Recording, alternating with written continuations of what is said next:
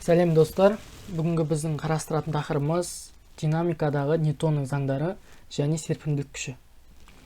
Ең әуелі динамика не екеніне тоқталайық. Динамика қозғалыстың пайда болу себебін қарастыратын физиканың бір бөлімі. Яғни нақтырақ айтқанда күштерді зерттейтін физиканың бөлімі. Яғни біз алдыңғы тақырыпта кинематиканы өткен кезде біз қозғалыстың тек математикалық өрнегін ғана қарастырдық. Бұда біз динамикада енді қозғалыстың пайда болу себептерін ал бастадық. Ньютонның бірінші заңы бізде не дейді? Ньютонның бірінші заңы, егер денеге басқа денелер әрекет етпесе, немесе олардың әрекеті теңгерілген болса, онда дене тыныштықтағы күйін сақтайды, не түзу сызықтық және бір қалыпты қозғалысын жалғастырады дейді. Енді бізде бұны түсіну үшін бұл жалпы инерция деген құбылыс. Инерция құбылысы сыртқы әсер болмағанда дененің жылдамдығын сақтау құбылысы. Яғни сыртқы әсер болмағанда F қосынды, яғни F-тердің күштердің қосындысы бізде нөлді береді. Яғни және де жылдамдығы тұрақты болады. Үдеуіміз нөлге тең. Енді бұны түсіну үшін бірнеше жағдаяттар қарастырайын. Бірінші жағдайда біз шарикті, домалақ шаригімізді құмның бетімен зырғанатайық. Ол құмның бетімен зырғанаған кезде қандай да бір тір уақытта тоқтайды. Ал екінші жағдайда біз шаригімізді матаның үстімен зырғанатайық. Ол Т2 уақытта тоқтайды. Үшінші жағдайда шаригімізді теп-тегіс шынының бетімен домалатайық. Сол кезде қайсысы бірінші тоқтайды? Бірінші тоқтайды құм, екінші тоқтайды мата, үшінші тоқтайды шыны. Неге? Себебі мұнда бірінші жағдайда құм кедергі келтіріп жатыр біздің шаригімізге ұзағырақ домалау үшін. Ньютон заңында айтып тұр, басқа денелер әрекет етпесе дейді. Басқа денелер әрекет етпесе, түзу сызықты және бір қалыпты қозғалысын жалғастырады. Если бұл ертерек тоқтатып қойып жатыр да, мына құм кедергі келтіріп. Ал екіншісіне матаның да кедергі келтіріп жатыр. Шынының кедергісі аздау болып тұр. Яғни көп сәл ұзағырақ уақыттан кейін тоқтап жатыр да бұл жерде. Енді түсінікті болған болар. Енді тағы бір мысал келтірейін өмірден. Автобуспен келе жатқан кезде, кенет автобус тоқтаған кезде адамдар алдыға қарай жылжып кетеді. Себебі неде? Онда адам өзінің тыныштық күйін сақтауға тырысады. Яғни инерция тыныштық күйін сақтау. Түсінікті болар. Тестте ұлттық бірыңғай тестілеуде осы сұрақтар келіп қалады. Ал Ньютонның екінші заңы, денеде туындайтын үдеу оған әрекет етуші күшке тура пропорционал. Яғни біздің үдеуіміз оған әрекет ететін күшке тура пропорционал. Яғни күш артса бізде үдеу артты деген сөз. Үдеу артты деген сөз, күш артты деген сөз. Енді массасына кері пропорционал. Яғни масса артса бізде үдеуіміз азаяды. Кері пропорционал деген осы. Енді жалпы Ньютонның екінші заңының формуласы. Ал одан біз қорытып шығарғанда F тең ma. Бұны барлығымыз білетін шығармыз. Енді Ньютонның заңында айтады, қорытқы күштердің дейді, қорытқы күштердің F1 плюс F2 плюс F3 плюс Fn.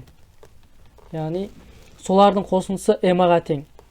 Бұны түсіндіретін болсам, барлық сыртқы күштердің әрекеттерінің қосындысы бізде денеге үдеу туғызады дейді. Яғни бұл жерде бір денеге бізде бірнеше күштер әсер етуі мүмкін да. Мына затқа, тыныш тұрған затқа әсер етеді бізде mg ауырлық күші, F тарту күші, және де Y осінде реакция күші. Мұнда үйкеліс күші. Үйкеліп жатыр. F үйкеліс күші. Ньютонның екінші заңы осындай. Ньютонның үшінші заңы не дейді? Денелер өзара әрекеттескенде екі күш пайда болады дейді.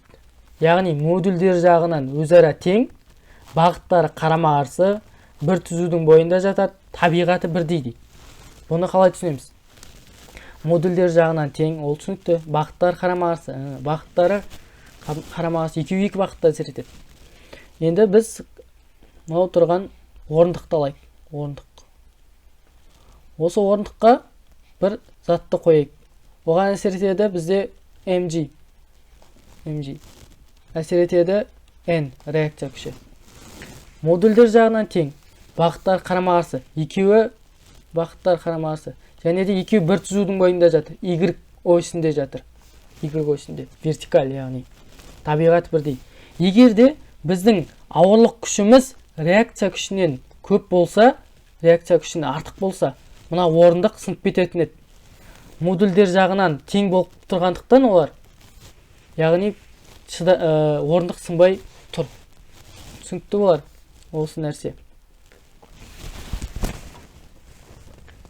Келесі бізде серпімділік күші.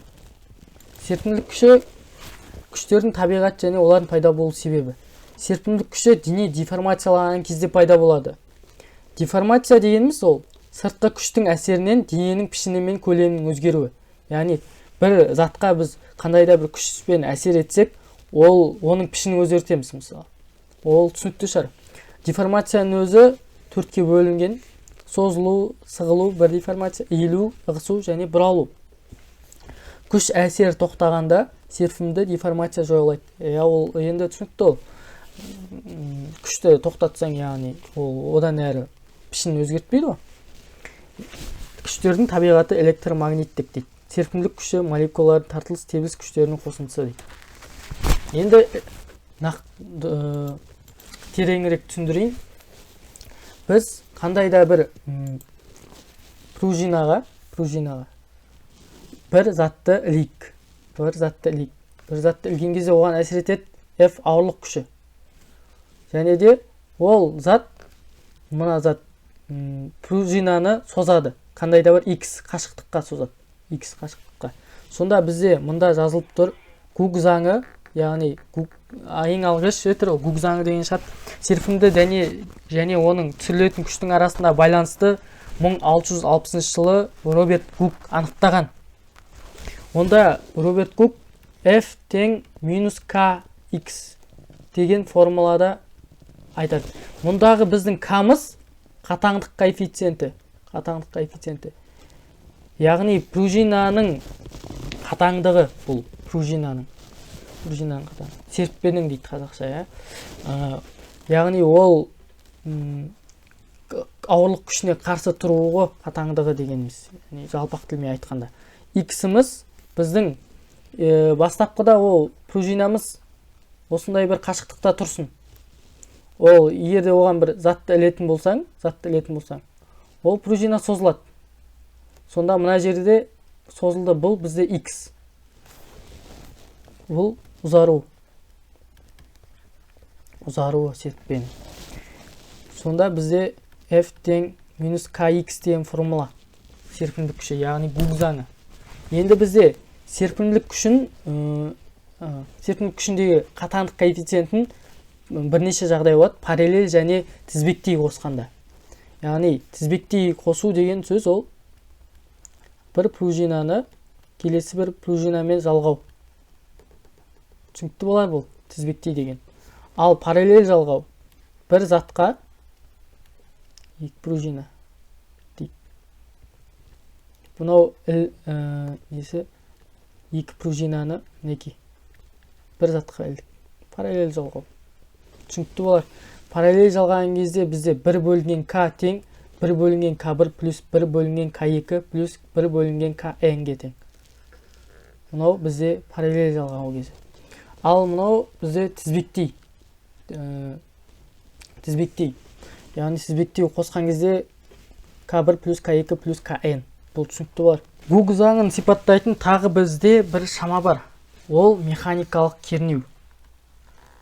Механикалық кернеу Гуктың заңын сипаттайды. Яғни екінші формуласы Гук заңының. Е көбейтілген эпсилон. Бұл жердегі Е дегеніміз біздің Юнг модулі. Ал эпсилон серіппенің салыстырмалы ұзаруы. Яғни енді біз жеке-жеке шамаларға тоқталайық. Юнг модуль дегеніміз не? Юнг модулі если Юнг модулі көп болса, стержень аз деформацияланады. Юнг модулі серпімді ұзару деформацияласына материалдың қаншалықты қарсы тұра алатындығын сипаттайды. Яғни мына материалымыздың біздің күшке қаншалықты қарсы тұра алатынын сипаттайтын шама Юнг модуль дегеніміз. Оның формуласы бізде беріліп тұр. Енді біз механикалық кернеуге тоқталайық. Механикалық кернеудің тағы бір формуласы F бөлінген S. Яғни ол мынау метр квадрат. Бұл дегеніміз F-іміз Ньютон. Яғни бірлік ауданға әсер ететін күш, яғни бірлік ауданға әсер ететін күш. Механикалық кернеу дейміз. Ол бізде паскальмен анықталады. Механикалық кернеу паскальмен. Бұл бізде тағы бір формула. Енді серіппенің салыстырмалы ұзаруы. Салыстырмалы ұзаруы бізде эпсилон x бөлінген L нолевой. X дегеніміз біздің жалпы ұзаруы, мынау ұзаруды айтамыз, x. Ал L нолевой дегеніміз созылмаған серіппенің ұзындығы. Бұл енді созылмаған бастапқы, яғни бастапқы тыныштықта тұрған кезде серіппеміз біздің өзінің ұзындығы, яғни L нолевой дегеніміз. Ал x оған қандай да бір жүк ілінген кезде ол төмен қарай өзінің ұзындығын ұзартады. Сол кездегі ұзындықты біз тағы да бөлген кезде, L нолевой бөлген кезде бізде салыстырмалы ұзару деген шама пайда болады. Бұл шама бізде Гук заңын сипаттау үшін, яғни сигма тең Е көбейтілген эпсилон деген формула. Осы нәрсені сипаттау үшін қажет бізде салыстырмалы ұзару.